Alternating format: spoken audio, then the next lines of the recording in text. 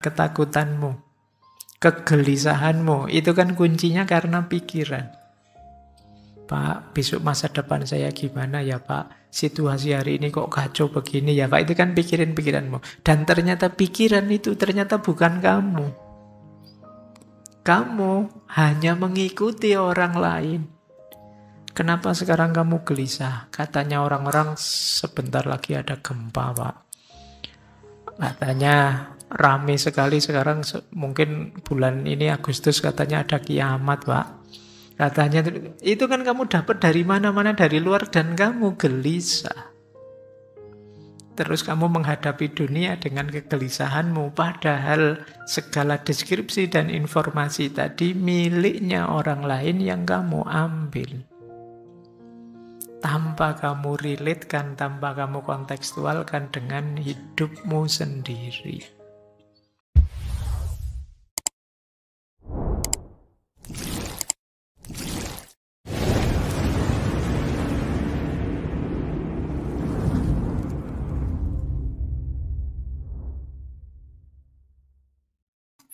Assalamualaikum warahmatullahi wabarakatuh. Bismillah, mari kita lanjut lagi belajar kita, ngaji kita.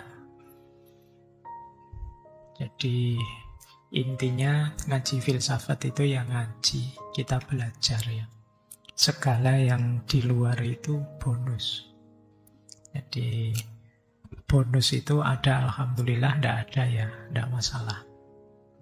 Bahkan termasuk pemahaman kita, kepandaian kita, itu ya anugerah sebenarnya bonus. Karena yang bisa kita lakukan hanya belajarnya. Maka ayo kita mulai ya, nawaitunya belajar. Baik, kita mulai nggih. Oke, malam hari ini kita belajar dari beliau Jiddu Krishnamurti. Mungkin teman-teman pernah mendengar nama beliau. Beliau ini meditator spiritualis, guru dari banyak orang, yang terkenal sekali dengan spiritualitasnya.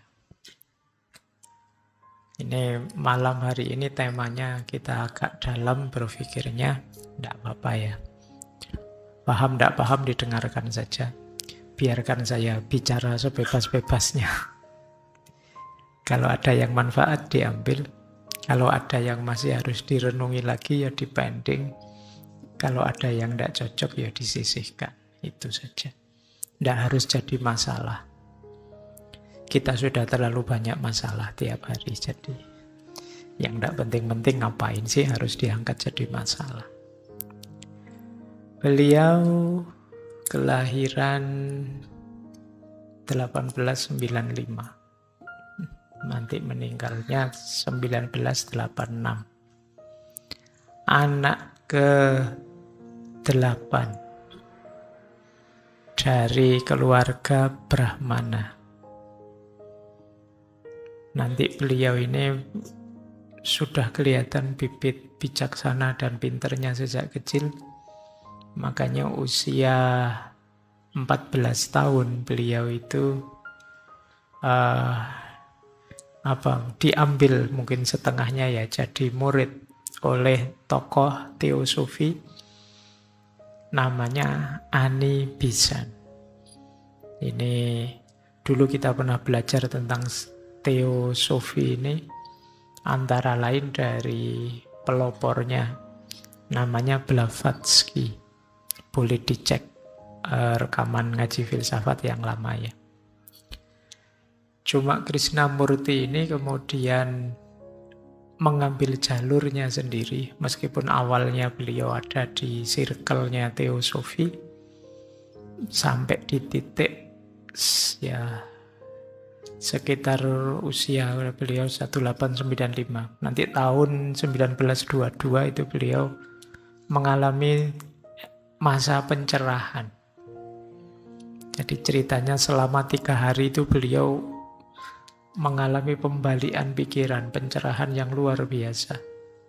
Sampai kemudian beliau akhirnya keluar dari circle-nya teosofi, dan dengan caranya sendiri menempuh jalan spiritualitas. Baik, malam hari ini kita coba ya, kita gali gagasan teosofis beliau. Yuk kita ambil satu aspek tentang kebebasan. Bukunya yang terkenal sekali tentang kebebasan ini Freedom from the Known. Ini buku sudah saya baca sejak zaman mahasiswa. Meskipun zaman itu ya untuk gaya-gayaan saja. Bahwa saya sudah baca buku semacam itu, baru belakangan agak bisa menangkap apa isinya buku. Nah itu menariknya dunia membaca ya. Tidak apa-apa teman-teman baca, tidak paham itu tidak usah mengeluh. Pada saatnya, seperti Krishnamurti tadi ya, akan ada momen pencerahan untuk kita sendiri.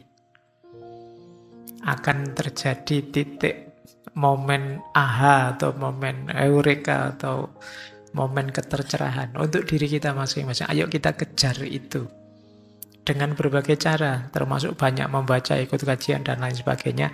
Kita tidak tahu nanti lewat pintu yang mana, dalam momen apa, tiba-tiba kalau orang Jawa menyebutnya meletek, terbuka pikiran kita. Nah, teman-teman kejar itu ya, biar nanti bisa otentik, kita bisa berpikir sendiri, memahami hidup versi kita sendiri. Baik, bismillah, kita mulai ya, belajar untuk bebas yang hakiki menurut beliau. Nanti kalau ada sindiran-sindiran nggak boleh baper. Beliau tajam sekali nyindir hidup kita sehari-hari. Ini kalimat dari Freedom from the Known. Buku itu sebenarnya kumpulan tulisan. Ada banyak kumpulan tulisan dari beliau, antara lain buku itu. Nah, di bagian paling awal buku itu ada kalimat seperti ini. Nanti coba di cross-check dengan teman-teman hidupnya selama ini ya. Apalagi ini banyak mahasiswa. Selama berabad-abad kita telah diindoktrinasi oleh para guru kita, para pemimpin kita, buku-buku kita, orang-orang yang kita anggap suci. Kita berkata pada mereka semua itu, beritahu aku segalanya, apa yang ada di balik bukit-bukit, gunung-gunung, dan bumi ini. Kemudian kita merasa puas dengan deskripsi yang mereka berikan. Terus komentarnya beliau, itu berarti bahwa hidup kita didasarkan pada kata-kata belaka. Dan berarti hidup kita sifatnya dangkal dan kosong. Kita tidak orisinil. Selama ini kita hidup berdasarkan apa yang diberitahukan pada kita. Baik karena terdorong oleh kecenderungan-kecenderungan sifat-sifat bawaan kita, ataupun karena kita terpaksa menerima segalanya itu karena situasi dan lingkungan. Kita merupakan hasil dari segala macam pengaruh, dan tak ada apapun yang baru dalam diri kita. Tak ada apapun yang telah kita temukan sendiri dalam diri kita. Tidak ada yang orisinil, tidak ada yang murni, tidak ada yang jelas. Ini sindiran telak ya untuk kita. Ternyata selama ini kita itu tidak pernah benar-benar hidup, tidak pernah benar-benar memahami hidup. Ini versi kita. Kita hanya mengikuti kata-kata. Padahal kata-kata itu bukan dunia yang sejati. Itu kan perspektif tafsirnya mereka. Tapi kita ikut mereka. Ya mungkin bagi mereka itu otentik. Kalau bagi kita ya yang hanya follower, ya kita tidak menikmati, tidak memahami dunia kita sendiri. Isi kepala kita penuh dengan pikirannya orang lain. Jangan-jangan ada pikiran saya juga di kepalamu. Terus buat apa? Kata Krishnamurti, inilah nanti yang membelenggu kita. Jadi kita bukan pejuang kebenaran untuk hidup kita sendiri.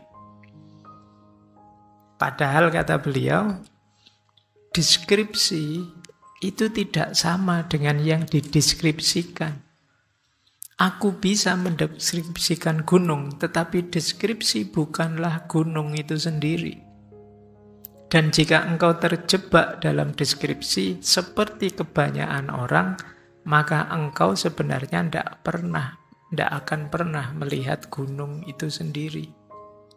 Kalau kita ikut pikirannya orang, tentu saja kita tidak melihat sendiri. Padahal setiap orang itu kan memahami sesuai cara pandangnya, sudut pandangnya, dan titik pandangnya masing-masing. Yang bisa saja tidak relate, tidak relevan dengan hidup kita. Jadi ternyata dunia kita hanya dunia deskripsi. Nah, ini kritiknya. Makanya lanjut beliau mengkritik kita adalah pemulung barang bekas. Ya, pikiran-pikirannya orang itu kan kayak barang bekas, mereka melontarkan, kita ambil.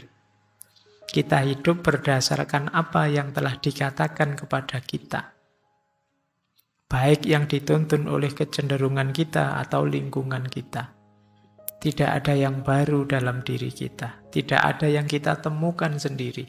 Tidak ada yang asli, yang murni dan jelas. Itu masih mending kalau kita paham pikirannya. Kadang-kadang kita mulung, tidak paham, yang penting share. Nah, hari ini kan peradaban share itu kan. Kita tidak ngerti benar yang kita share itu apa, tapi rasanya kok keren saja. Rasanya kok hebat saja. Terus wow. Hari ini peradaban kita kan rame sekali. Cirinya era digital itu noisy, rame, tapi dangkal. Jadi karena tidak banyak orang berpikir tinggal transfer pengetahuan dari sini ke sana. Apalagi kalian sekarang dibantu habis-habisan oleh teknologi. HP-mu sangat paham, chat GPT-mu sangat dalam, tapi kamu tambah dangkal. Kamu tinggal ngutip saja. Mahasiswa yang harusnya menganalisis persoalan, sekarang sekedar mentransfer pengetahuan.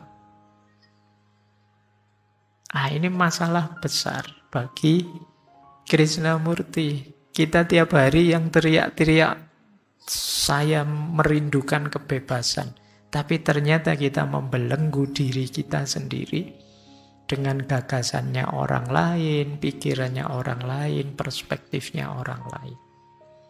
Nanti mungkin ada yang tanya, loh Pak, kan belajar itu begitu. Seperti malam hari ini kan kita belajar tentang Krishnamurti, kemarin belajar itu kan tentang orang lain. Iya, tapi kalau kalian tidak menghidupkan versimu sendiri, ya sama saja kamu pemungut barang bekas tadi. Pikiran orang lain itu boleh kalian telaah, kalian pahami, kalian dalami sebagai bahan pertimbangan, sebagai rujukan. Hidupkan pikiran itu versimu.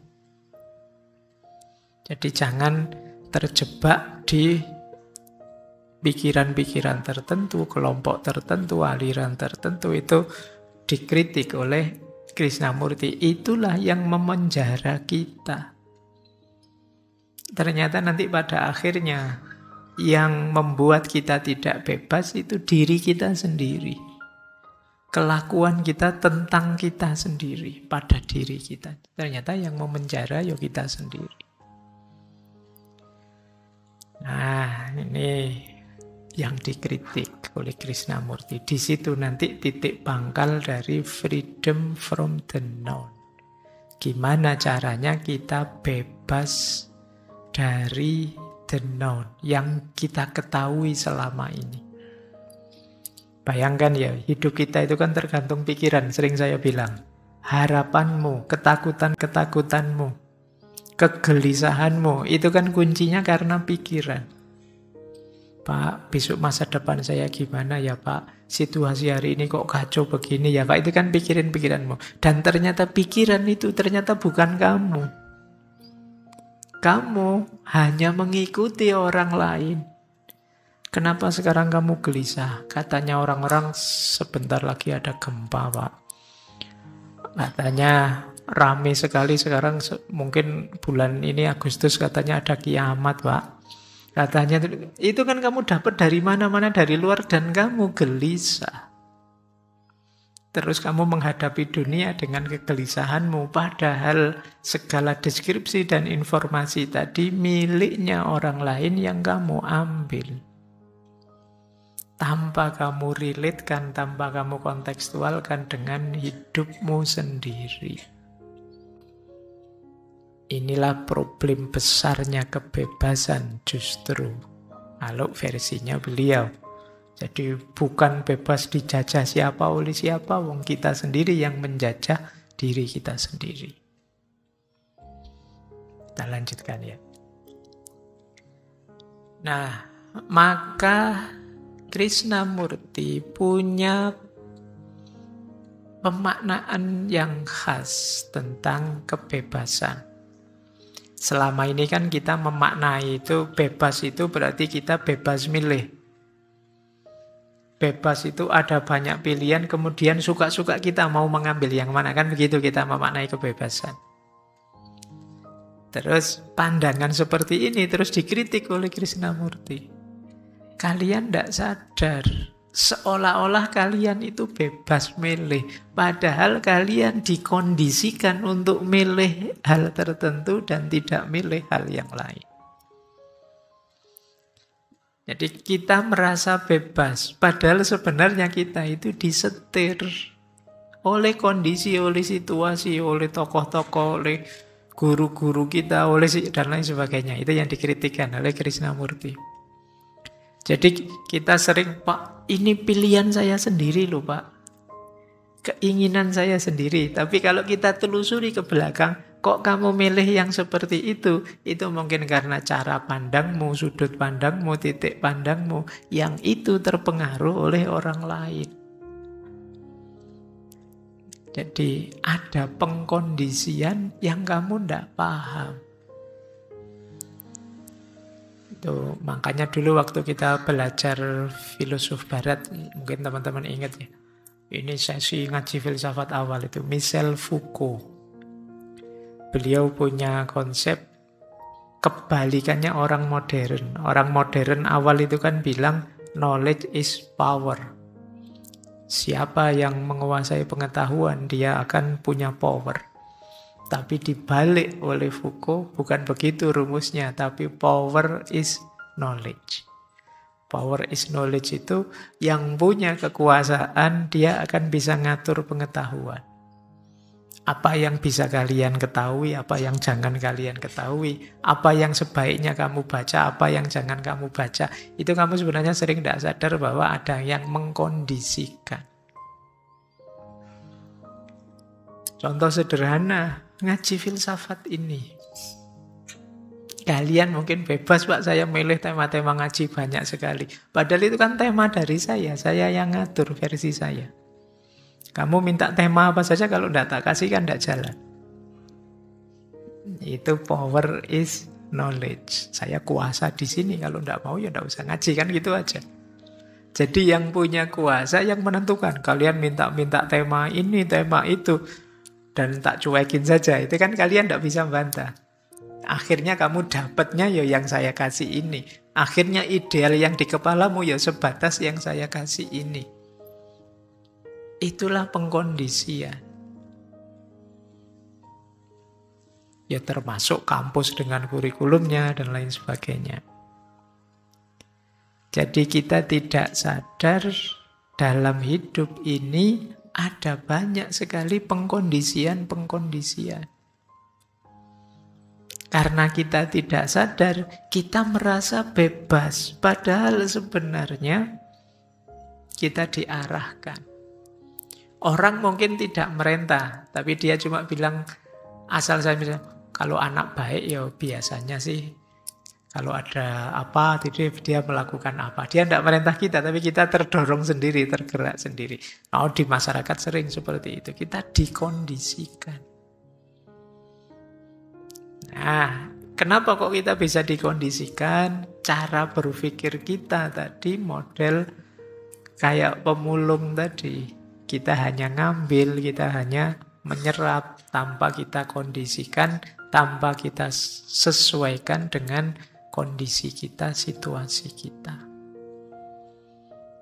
Inilah problem besar bagi setiap orang dalam kebebasan. Baik, kita lanjutkan ya. Kelihatannya berat malam hari ini untuk dijalankan. Dari awal gini, wah ini berat Pak. Nah, beliau juga ngeritik. Kita kemarin punya konsep freedom for, freedom from. Bebas dari, bebas untuk. Dan itu dikritik oleh kita. Masa kebebasan kok bisa begitu? Kalau kebebasan itu bebas dari, kata beliau, saya bebas dari ini, saya bebas dari itu, berarti kebebasan itu sifatnya reaktif saja. Jadi padahal kebebasan itu tidak reaktif, kebebasan itu eksistensial. Kondisi hakiki kita. Jadi tidak harus menunggu kita dijajah dulu baru terus kita membebaskan diri. Tidak, kondisi kita sejak awal itu sudah bebas. Orang yang punya pandangan bahwa kebebasan itu adalah freedom from, bebas dari, kata Krishnamurti, ya dia akan reaktif saja dan nanti dia biasanya lepas dari satu penjajahan masuk ke penjajahan yang lain. Lepas dari satu organisasi masuk ke organisasi yang lain. Lepas dari satu partai masuk ke partai yang lain. Akan begitu kalau maknanya kebebasan itu hanya bebas dari. Ya bagian dari kebebasan mungkin bebas dari, tapi bukan itu hakikatnya kebebasan. Ada juga yang bilang kebebasan itu bebas untuk. Bebas untuk itu berarti ideal. Saya harus melakukan ini, saya harus melakukan itu. Loh, kalau kebebasan itu bebas untuk dan sifatnya ideal, berarti kan dia sesuatu yang kita tuju. Saya ingin bebas, Pak. Itu seolah-olah sekarang belum bebas, kamu menuju kebebasan. Kata Krishnamurti, tidak begitu. Hakikatnya kita sudah bebas. Jadi kebebasan itu bukan perjalanan menuju. Jadi hakikinya diri kita begitu kita lahir itu kita statusnya merdeka, bebas. Jadi bukan menuju kebebasan ini, menuju kebebasan itu. Jadi kebebasan itu ya tidak sekedar bebas dari belenggu apa atau bebas untuk apa. Kalau hanya itu ya berarti dia tidak hakiki. Padahal manusia itu ya hakikatnya bebas. Dan juga bukan pilihan. Ada orang, Pak, saya milih ini, yang lain milih itu. Enggak, kalau itu pilihan berarti tidak hakiki. Kamu bisa milih, bisa enggak. Kebebasan itu hakiki. Yakinlah bahwa kalian itu hakikatnya bebas. Kok terbelenggu, Pak? Kamu sendiri yang membelenggu atau circlemu yang membelenggumu. Jadi bukan kenyataan dirimu. Jadi kebebasan berarti kalau dalam bahasa agama itu termasuk fitrahnya manusia. Maka kalau ada fenomena pembelengguan jenis apapun itu berarti nabrak fitrah. Makanya nanti ada beberapa filosof muslim kontemporer yang punya konsep bahwa agama itu cirinya pembebasan. Karena agama itu menuntun kita pada fitrah-fitrah. Jadi dasar kemanusiaan kita. Manusia itu hakikatnya bebas. Kalau manusia tidak bebas, sulit sekali kita menuntut tanggung jawab. Kalau manusia tidak bisa dituntut tanggung jawab, bagaimana mengelola alam semesta ini, bagaimana menjalankan amanat kita sebagai khalifahnya Allah. Maka jangan ragu-ragu untuk bilang bahwa kebebasan itu fitrah kita. Berarti ada fenomena atau kenyataan apapun yang membelenggu kebebasan, itu kalau pakai istilah agama berarti fenomena kezoliman.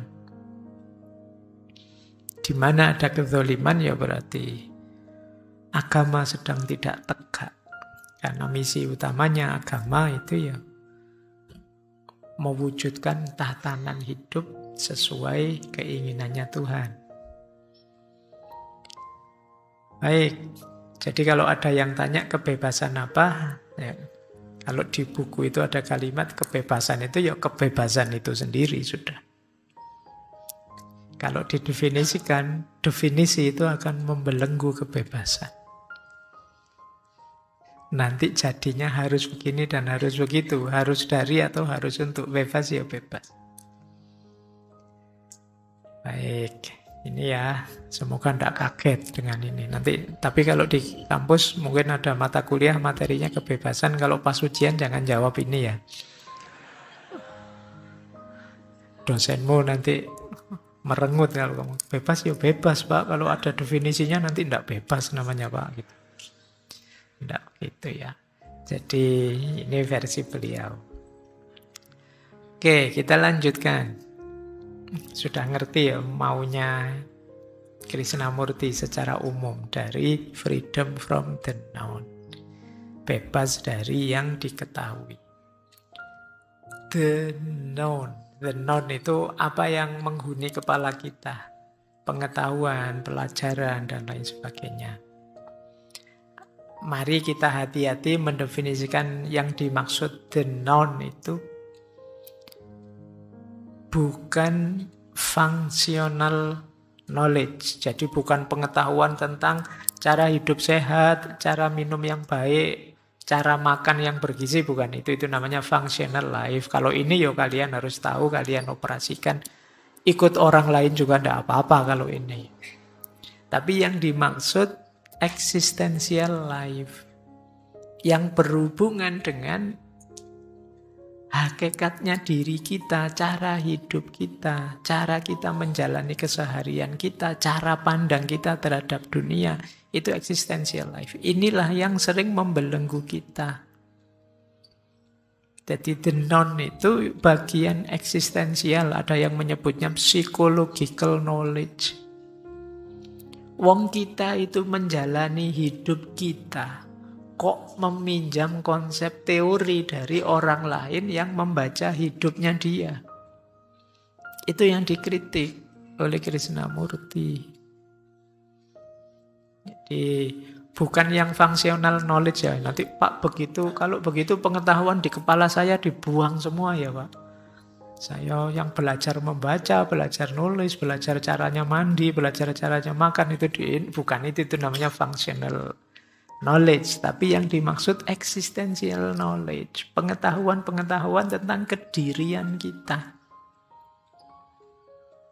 Kadang-kadang kan kegelisahan kita itu kan karena pendapatnya orang lain, komentarnya orang lain, padahal dia melihatnya ya sesuai dunianya. Kadang-kadang saya nyaman pakai baju kayak gini, terus ada orang komentar, menurut saya kalau kamu bajunya jangan begitu, kamu apa? Dan kita gelisah karena itu. Jadi kita tidak yakin dengan pilihan kita sendiri. Ini namanya kita terbelenggu oleh orang lain. Itulah the known, itulah pengetahuan. Biasanya kata Krishnamurti, the known itu sesuatu yang eksistensial, yang dari situlah nanti formulasi hasrat, keinginan, cita-cita kita rumuskan. Cita-citamu apa? Kayak dulu waktu kita kecil ditanya cita-cita apa, terus jadi dokter, jadi pilot. Itu pasti kita tidak sadar.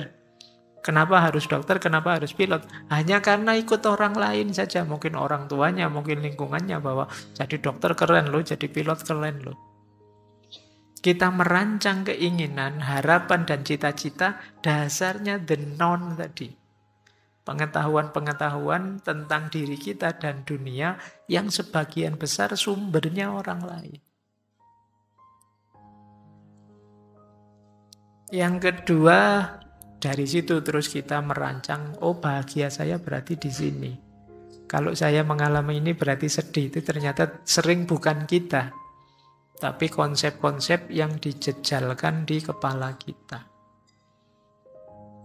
Itulah the known. Jadi kalau tadi ada yang tanya, apa bisa Pak kita bebas sepenuhnya dari pengetahuan? Ini yang dimaksud bukan semua pengetahuan, tapi existential knowledge. Kita hidup di dunia kita, tapi dibelenggu oleh konsep-konsep orang lain yang punya dunia sendiri. Disinilah pentingnya pembebasan pertama-tama, kata Krishnamurti, ya pembebasan di level ini. Kalau mental kita sudah mental terjajah, existential knowledge-nya hanya mengandalkan orang lain yang lain dari luar, ya kita tidak akan bisa mandiri. Ini yang sering kita sebut mentalnya memang mental layak jajah. Kalau mental layak jajah, ya tidak usah kaget kalau kita sampai hari ini dijajah.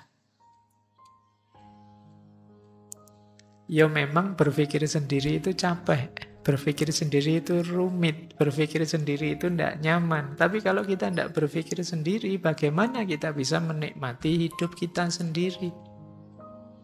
Bagaimana kita bisa hidup dengan standarnya orang lain? Gimana kita bisa hidup disetir oleh kemauan, keinginannya orang lain dengan mengabaikan kemauan dan keinginan kita sendiri? Itu harusnya siksaan yang luar biasa. Yang menyiksa siapa? Kita sendiri. Kita mengizinkan perspektif, gagasan, cara pandang orang lain masuk dan mengendalikan kita. Disinilah pentingnya kita berjuang untuk freedom from the known. Bebas dari yang diketahui. Lanjut. Kalau mau dirinci, belenggu dari the known tadi yang merajalela di kepala kita itu jenisnya 3. Yang pertama jenis mental, yang kedua belenggu ego dan identitas, yang ketiga belenggu sosial dan budaya. Kalau belenggu mental itu berarti pikiran, keinginan, emosi yang mengendalikan kita. Biasanya mungkin dalam bentuk dogma-dogma, ideologi, cara berpikir yang ditanamkan sejak kecil dalam diri kita. Jadi ini namanya belenggu mental. Kita tidak bebas mengekspresikan diri, kita tidak bebas mengungkapkan keinginan kita. Karena dalam diri kita sudah dipasang banyak sekali pagar-pagar. Ini tidak boleh, itu tidak boleh, ini jangan, itu jangan, dan lain sebagainya. Ini namanya belenggu mental. Jadi ini yang paling berat. Yang kedua, belenggu ego atau identitas. Belenggu ego itu dari diri kita. Kita mendefinisikan diri kita, ya awalnya dipengaruhi dari luar. Mendefinisikan identitas kita dan kita mewajibkan diri harus seperti itu terus. Ini seperti fixed mindset minggu lalu. Jadi, wah, teman-teman kok menyebut saya Gus ya? Berarti saya ini dipandang ahli agama. Terus kamu, wah, gayamu kayak orang pinter agama beneran. Terus apa-apa. Ini kerjaannya ego. Begitu dipuji, kamu kok pinter ya sekarang itu. Muncul sekarang ego, identifikasimu terhadap diri, berarti saya itu termasuk bagian orang pinter.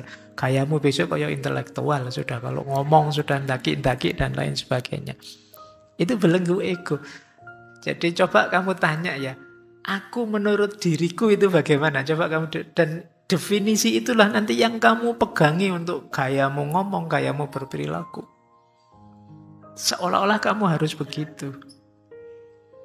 Begitu kamu dipuji, wah keren sekali kamu, anak gaul memang. Sampai besok-besok kamu memaksa dirimu untuk bergaya kayak anak gaul. Ini belenggu ego. Wah Pak Faiz itu filsafatnya dalam. Terus saya kalau ngomong harus tak filsafatkan.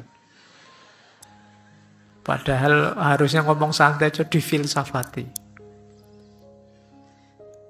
Pak Faiz, saya minta izin. Kenapa kok kamu pakai saya, bukan aku? Apa bedanya aku dan saya? Wah, itu kurang kerjaan. Tapi itu kerjaannya ego. Ketika kita sudah mengidentifikasi diri kita sebagai A, B, atau C, maka identifikasi itu kemudian membelenggu kita. Kadang-kadang kita lupa ruang, lupa waktu, harus begitu terus. Nah, kamu sudah bilang, mahasiswa itu ya harusnya kritis. Oh, nanti kemana-mana kamu kritis nih. Wah, nanti di warung-warung juga kamu kritis. Wah, ini posisi kursinya harusnya tidak begini. Terus kemana-mana. Nah, itu ego sudah yang memenjara seperti itu. Dan yang terakhir, tentu saja lingkungan, sosial, budaya. Yang tadi pakai istilah mengkondisikan isi pikiran kita. Mengarahkan kemana, mengisinya dengan apa, itu sudah lingkungan, sosial, dan budaya.